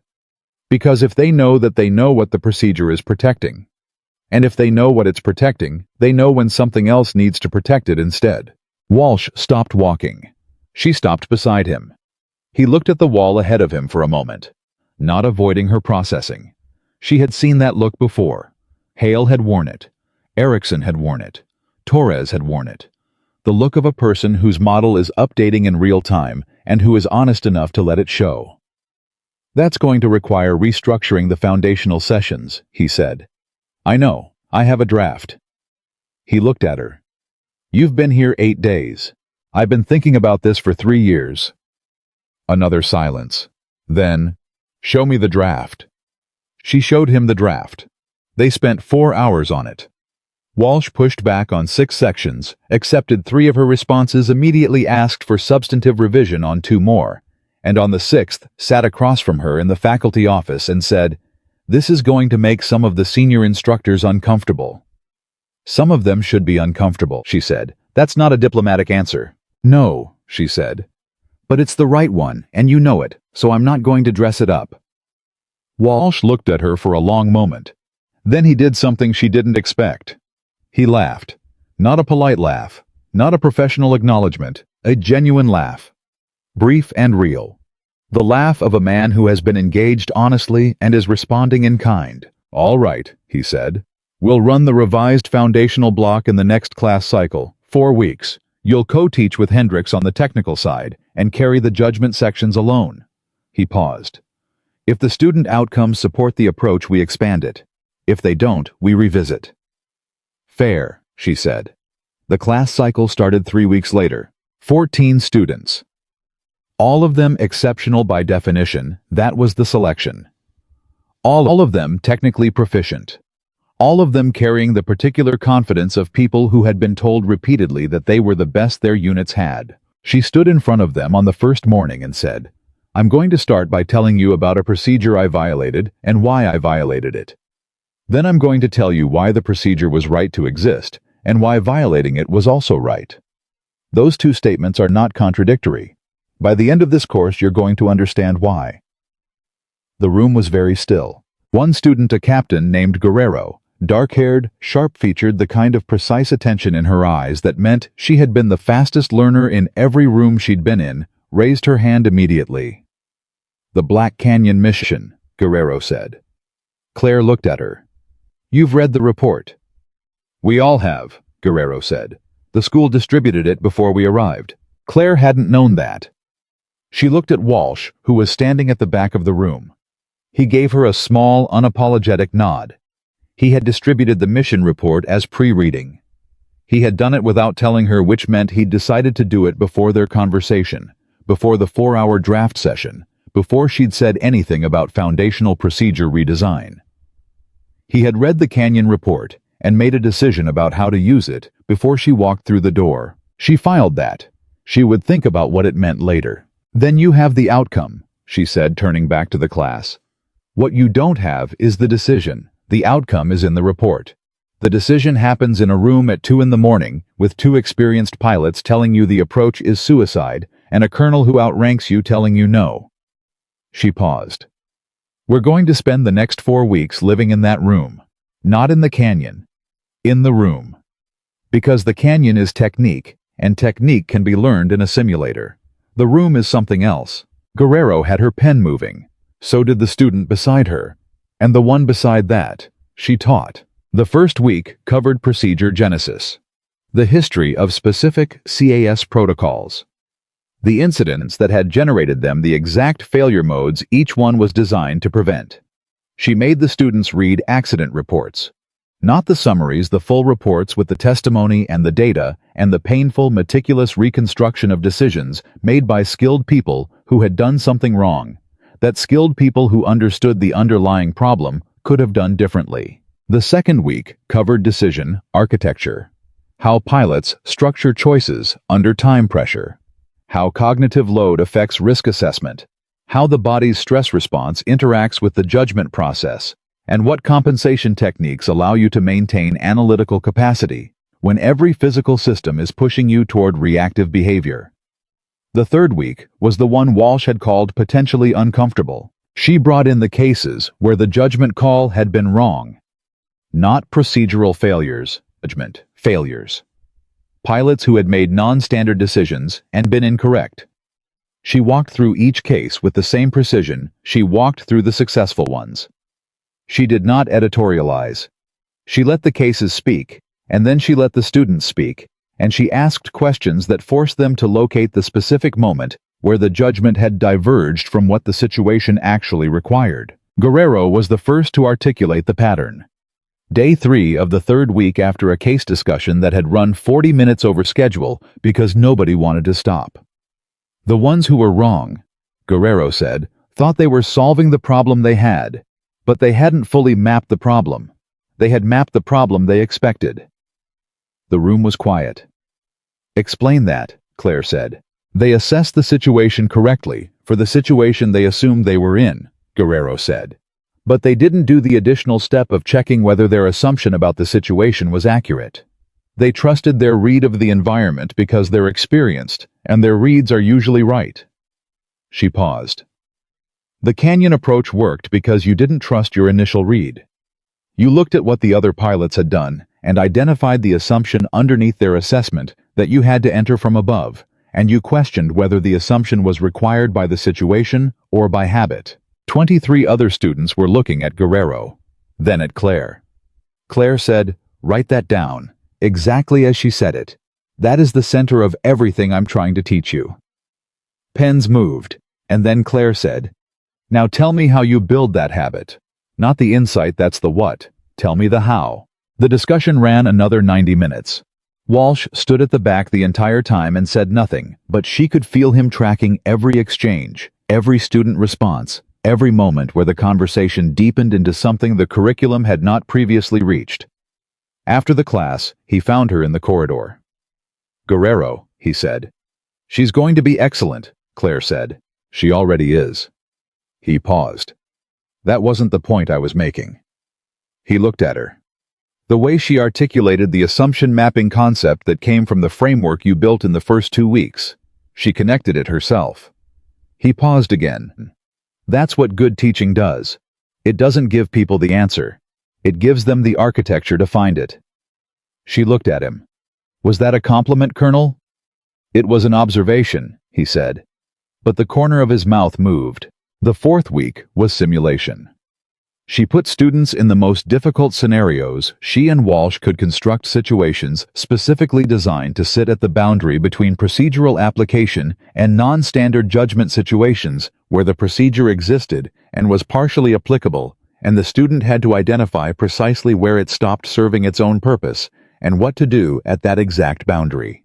Guerrero performed in the simulations, the way Claire had expected from the 3rd week, with analytical precision and the particular courage of someone who has built a sound framework and trusts it under pressure. 2 other students surprised her. A quiet lieutenant from Alaska named Park, who had said almost nothing in 3 weeks of class discussion and produced simulation work that was some of the most careful thinking she'd evaluated. And a captain named Osei, who asked more questions than anyone else and had the particular quality of refusing to accept an answer. He didn't fully understand, pushing for clarification with a polite persistence that reminded her with a sharpness that was almost physical of the way she'd been at that stage of her career. She ran Osei's final simulation herself, evaluating from the adjacent station, watching his decision process unfold in real time across the telemetry data. The scenario she'd designed for him was the canyon. Not the specific canyon she hadn't reconstructed, Black Canyon, but the same architecture, a standard approach that was blocked, a non-standard approach that was viable, but outside procedure, a time constraint and wounded personnel waiting for a decision that wasn't in the manual. He worked the problem for 4 minutes. She watched him move through the standard approach, recognize why it failed, pull back, sit with the constraint of the situation, and then there it was. The moment she'd been watching for. The moment where his hand stopped moving and his eyes went somewhere internal, and he began building something. He called his approach profile out loud as he developed it the way she'd trained them to narrate decision process. She listened to every word. When he finished, he had produced a non-standard entry profile that was not the canyon approach. It was different. It was built from his understanding of his specific scenario, his specific aircraft state, his specific target geometry. It was not what she would have done. It was correct. Not correct because it matched her approach. Correct because it solved the actual problem, the actual situation presented with sound reasoning at every decision point in a way that she could not identify a superior alternative to. She sat with that for a moment before she said anything. "Walk me through the decision to enter from the south," she said. He did. Every step, every calculation, every place where he'd considered an alternative and set it aside and why. When he finished, she said, "Why didn't you use the northern entry?" "Northern entry has better initial geometry, but it puts my egress against the terrain feature at bearing 270. Given the threat disposition, my egress needs to be clean.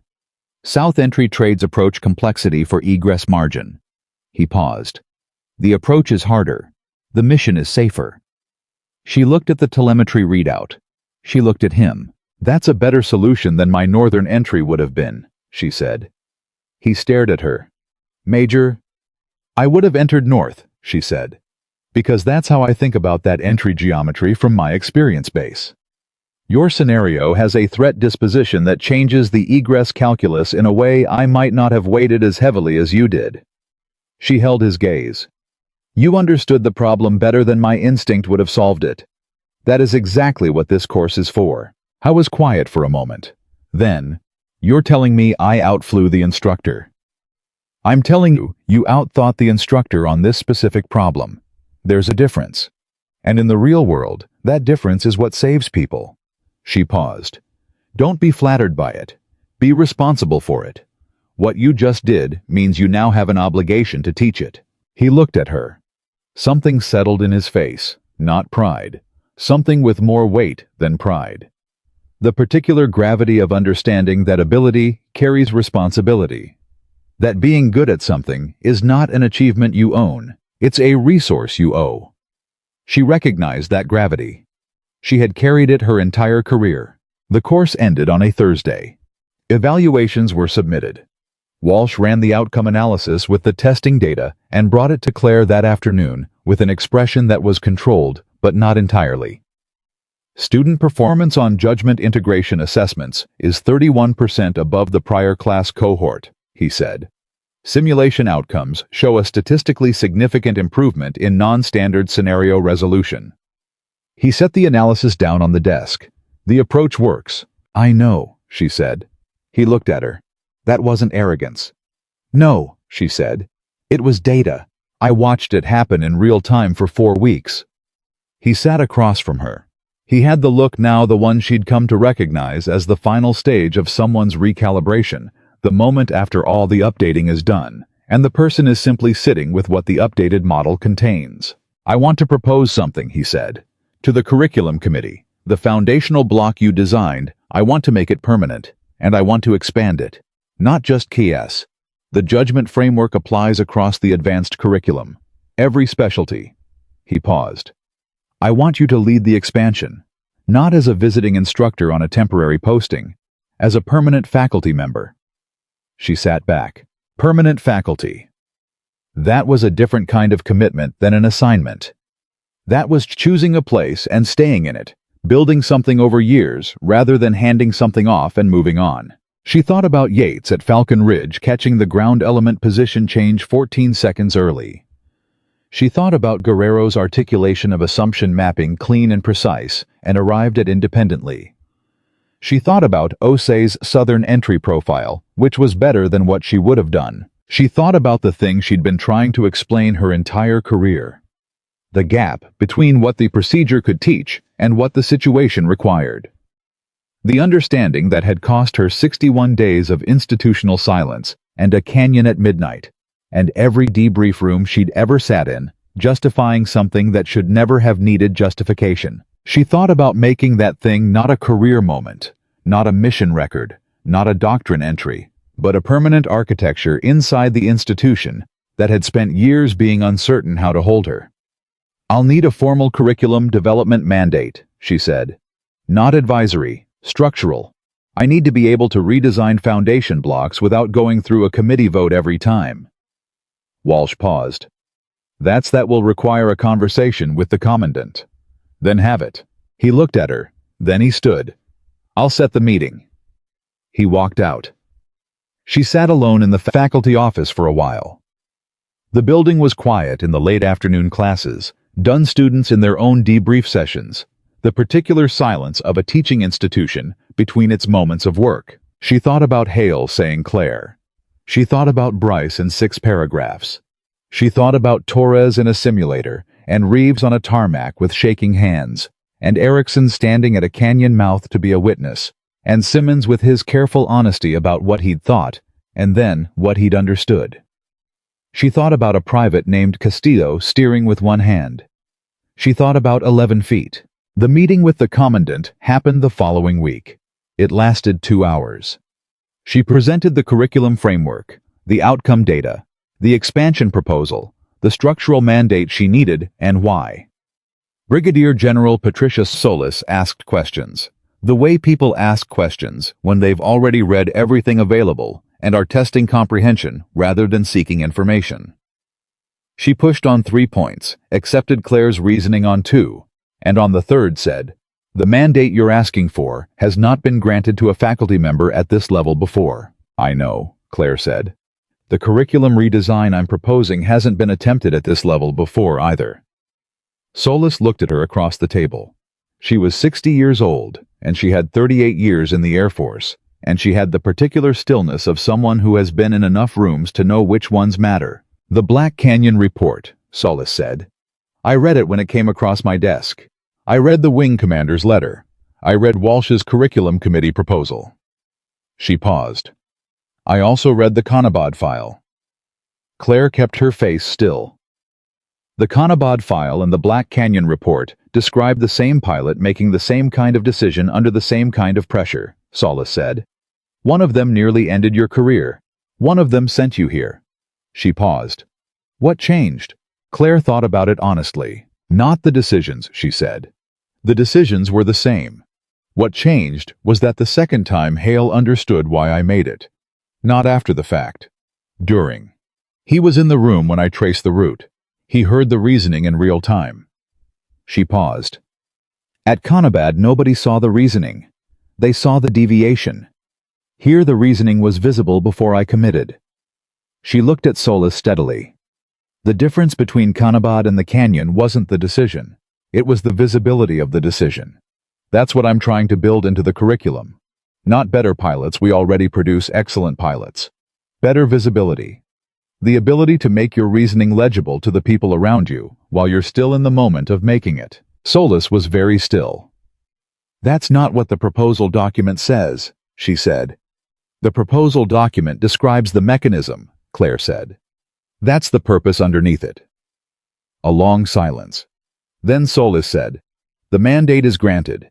Full curriculum development authority for the Judgment Integration Program reporting directly to the Commandant's office." She paused. "Use it well, Major." "I will, ma'am." She walked out of that meeting and stood in the corridor and did what she had done on the tarmac at Falcon Ridge: nothing, just standing still, letting the machinery of something significant settle into place. Walsh was waiting at the end of the corridor. He read her face from 30 feet away. "She said yes," he said. "She said yes." He exhaled. Then he said something she hadn't expected from him. "You know what you're going to change, right? Not the course. Not the doctrine entry. You're going to change what the institution believes is teachable. That doesn't happen very often." She looked at him. "It happened at Falcon Ridge," she said. "Torres taught the approach in simulators before the doctrine was written. It happened at the forward operating base when Bryce's CO submitted the commendation. It happened in my course when Osei found a better entry profile than I would have used." She paused. "It happens every time someone learns something real and decides to hand it to the next person. That's not rare. It's just usually invisible." Walsh was quiet for a moment. "Start with the foundational block," he said finally. "Work forward from there." "Already started," she said. She walked back to the faculty office. She sat down at her desk. She opened the curriculum document she'd been building since before she arrived, the one that started with procedure genesis and moved through decision architecture and arrived at the thing she'd never been able to name cleanly until Guerrero had named it for her in a discussion that ran 40 minutes over schedule because nobody wanted to stop. Assumption mapping. Checking whether your read of the situation is a read of the actual situation or a read of the situation you expected. She built it into the foundational curriculum, not as a module, as the spine, the principle from which everything else grew. Outside, Guerrero was somewhere on the base preparing to return to her unit, carrying 14 things she hadn't known when she arrived, carrying the framework that would let her find the next 14 things in the situations the curriculum couldn't anticipate. Osei was doing the same. Park with his quiet precision and his patience. 21 others. And the class cycle after this one was already filled.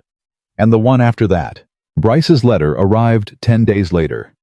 He wrote back by hand as well, which she hadn't expected, and his handwriting was exactly what she would have predicted. Careful, deliberate, the handwriting of someone who doesn't write by hand, often, and treats it seriously when they do.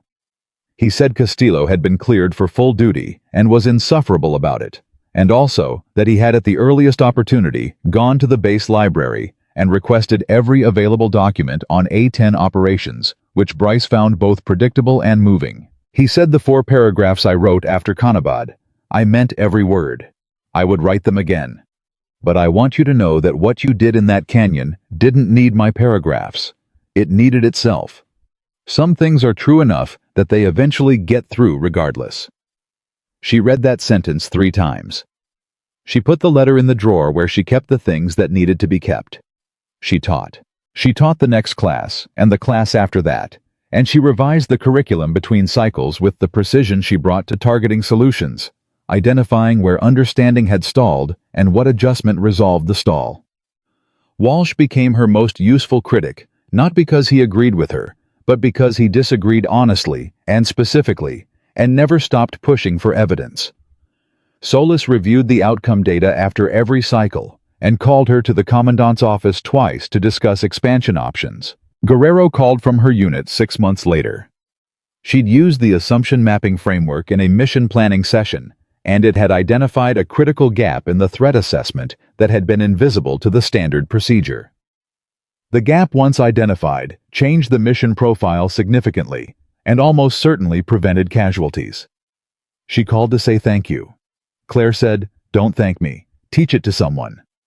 A pause. Then Guerrero said, "Already did." That was the point. That had always been the point. Not the canyon, not the 11 feet, not the commendation or the doctrine entry or the permanent faculty appointment, or any of the things that filled official files and lined the walls of institutional recognition. The point was Guerrero on a phone 6 months later saying already did. The point was the understanding, moving through people who would move it through other people into situations that hadn't happened yet. In canyons, nobody had mapped at altitudes. Nobody had tried in the dark. When 16 people needed someone to trace a different route. Claire Donovan had flown lower than anyone dared because she understood exactly what she was protecting and refused to stop until it was safe. And the most important flight of her career was the one she never got into an aircraft, for the one she conducted in a classroom where she handed that understanding to the next person who would need it, and the next, for as long as anyone was willing to learn.